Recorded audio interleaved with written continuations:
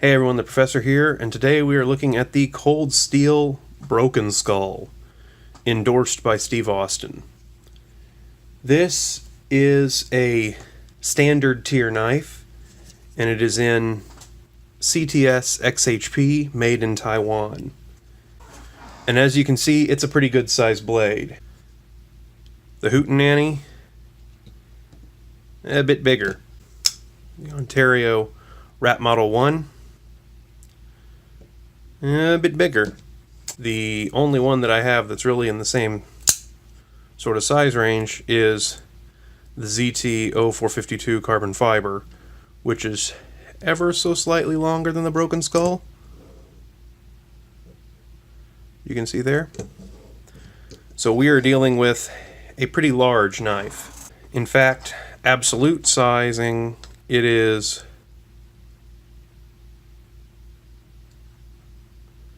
right at 4 inches of blade length. It is a clip point Bowie knife, which adds a little bit to its legality issues, in that some places specifically ban Bowie knives. It is also full flat ground, however, and the blade stock is right at 0.128, which is right at 1/8 of an inch thick. The folded length of this knife is right at, you can see, over 5 inches, about 5 1/4 inches in folded length. It's also a really thin knife. You can see here there isn't really a lot of thickness to the grips, and it measures at under 0.36 inches thick. At the clip, at its widest point, it's right at over half an inch. This rides on metal washers, which I can't really get to show here, and it uses the Cold Steel patented triad lock, which is essentially a stronger back lock. And this is a pretty strong lock. Humorously, I got this as a Father's Day gift, and my wife phoned me at work and says, "Your Father's Day gift arrived," and I opened it up to take a look at it, and I can't get it closed. This triad lock is a little stiff, especially when you first get it. You may need a little bit of working to ease it out a bit, and maybe some lubrication as well.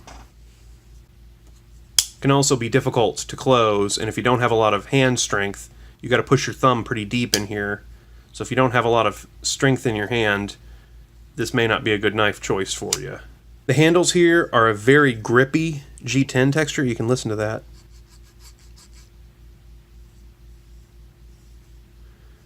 It's a very grippy, almost gritty texturing. And the clip is just a black painted clip held on by 3 T6 screws.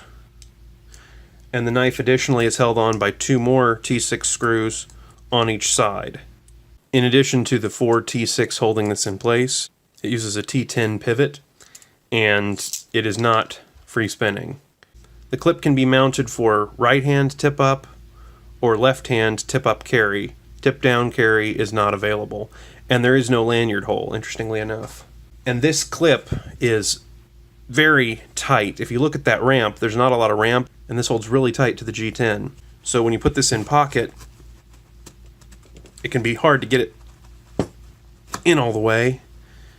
It really resists, and once it's in, a little over a centimeter over the pocket, or most of us who can legally carry this 4-inch blade are probably Americans, so right at over half an inch sticking up out of the pocket. And again, this retention strikes back trying to get it out of the pocket as well. I recommend, if you get yours and it's really stiff, maybe removing it and bending this up a little bit, trying to increase the ramp a bit. You can see I took a pair of pliers, my multi-tool, and tried to lift this up a little bit, and it's still pretty darn tight. Adjusting this pivot doesn't adjust the action in the same way that some other knives do, because the triad lock's retention here is very strong. You're never going to get this to be a gravity knife, That's the one legality area that this is not hurt by. But it is still one-hand deployable and one-hand closable too if you want to risk it. I would usually just push against this, but I guess if you really wanted to risk it, you could shake it closed and risk your fingers. For a 4-inch blade though, this is remarkably lightweight. It sits at just under 3.1 ounces. That means less than an ounce per inch of blade, which is a really good ratio. That is about 87 grams. MSRP on the Broken Skull is $140 or $139.95. But you can find this model on Amazon and certain other shops, usually in the 60s. I got this one for just under $66, I believe. The different colors on Amazon sometimes have varying prices. I've seen the orange the cheapest. I've also seen this gray one drop to the cheapest. The blue tends to be more expensive. In total, I've seen this in gray, blue, brown, orange, OD green, and even pink scales.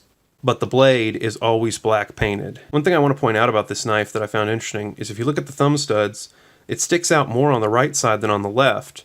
And if you look at this face, it looks like you could use a flathead screwdriver to maybe turn this. You might think this is a stud that's in here that you could twist out and take out farther that way if you were left-handed to give you more purchase on the left-hand side. But when I tried to do that, I just ended up starting to scratch up this screw. So maybe it's Loctited in there, and if so, maybe if you use some heat, you could loosen it up.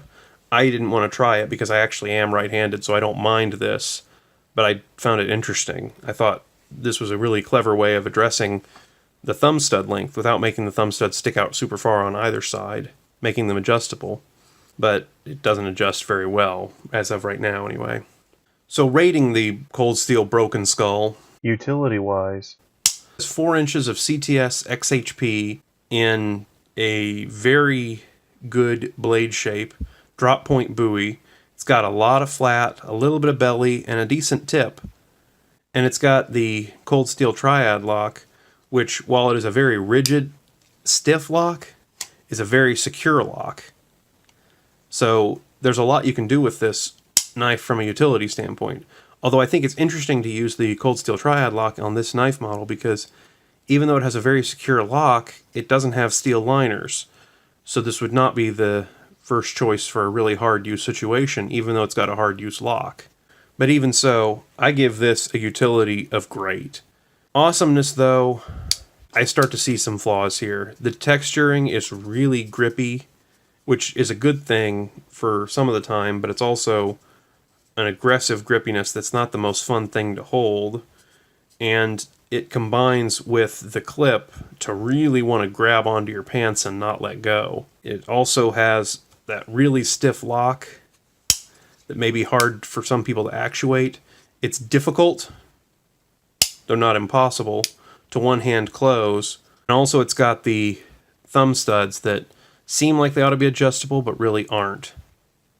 So with the subpar clip and the texturing on it, the really stiff triad lock, because the triad lock is a variation of the back lock, you're never going to have a super smooth action the way I like. I just can't consider this all that awesome. I ended up giving this a score of 4. Cost, again, the MSRP is around $140, but you're usually going to see this more like in the 60s. So this is a standard tier knife, and it's kind of right in the middle of the standard tier. And then, while we're on this chart, weight, again, this was just over 3 ounces, so I weigh it in at 5, which is a good weight. And especially weight to length ratio, this is a real winner there. Ergonomically though, while the knife is thin, and you can get a decent grip on it in this configuration, there's no jimping on the back to really do anything with in terms of getting better control of it. And this kind of feels a bit like jimping, but it's not perfect, and especially if you try to slide your thumb up here, you got nothing. And also you have the really grippy texturing and the clip that is not really too much of a hot spot. I'm not considering this an ergonomic winner.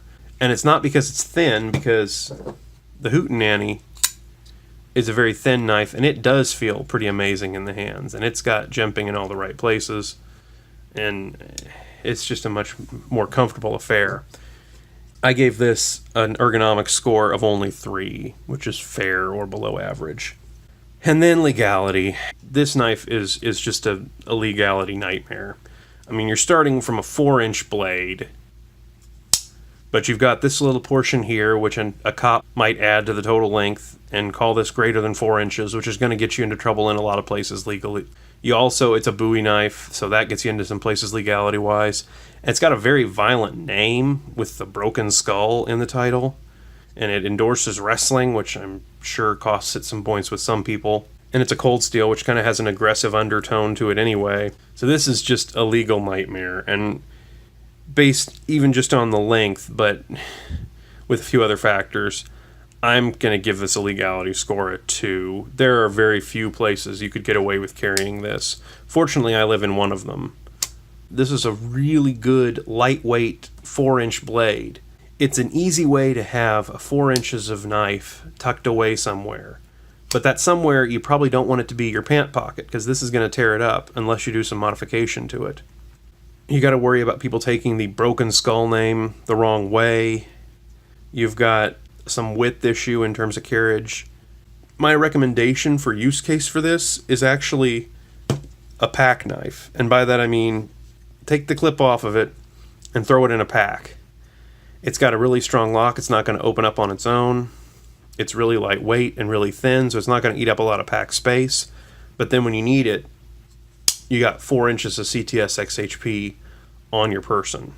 So that's kind of how I feel about this knife. It's a really good way to add 4 inches of blade to your carry, but it's not a really good carry. And one of the things that I enjoy doing with my knives is the whole opening and closing bit, and that can actually get painful with this knife.